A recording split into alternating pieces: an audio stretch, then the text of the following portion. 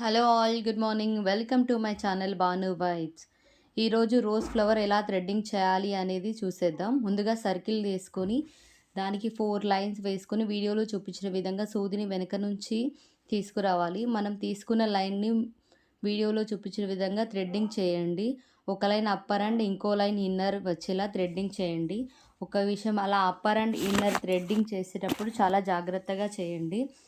ఒక line miss అయినా rose shape అనేది రాదు. ఒకవేళ థ్రెడ్డింగ్ అయిపోతే వెనక నాట్ వేసిన తర్వాత ఎక్కడి నుంచి ఆపారో అక్కడి నుంచి మళ్ళీ స్టార్ట్ చేయండి.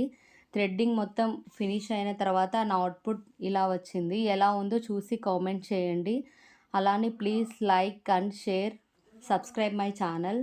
Bye friends, have a nice day.